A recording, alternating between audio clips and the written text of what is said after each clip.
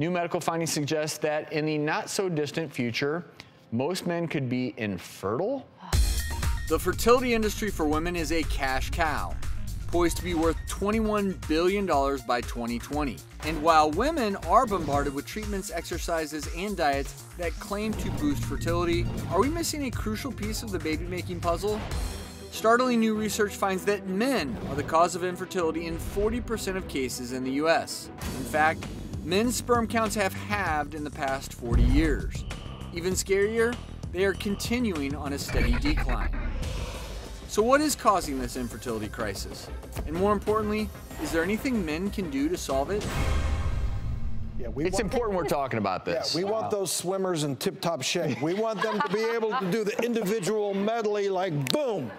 I read these statistics with alarm because I'm not yet a father, and I'm sitting here thinking, okay, what products do I put on my face that may have these chemicals that are hormone disruptors? Sure.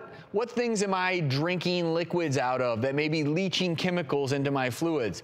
Are my guys Olympic swimmers, or are they on the B team?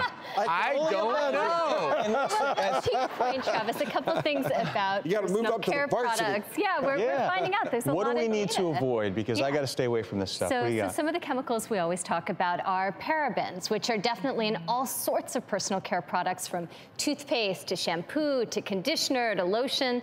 And so I tell my patients, if you're worried about this, definitely look at the label. You see some of them here on kind of a temp label or a mock-up label. Anything with paraben is that second word. They're all kind of big jargon-filled, ethyl paraben, isobutyl paraben.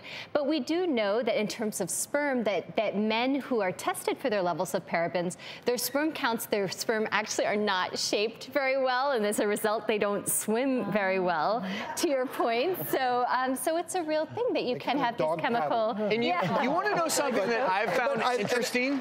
I mean, I think all of these issues, they all affect hormone receptors. Absolutely. So these are hormone disruptors. And we can't, hormone disruptors you mentioned, and we can't.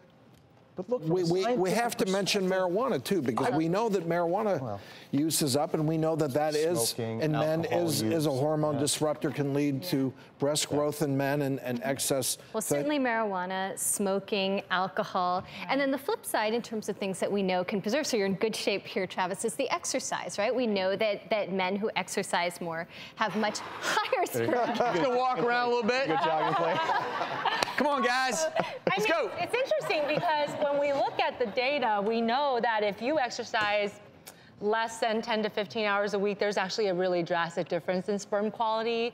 People who exercise more than 10 hours a week will have 70% more.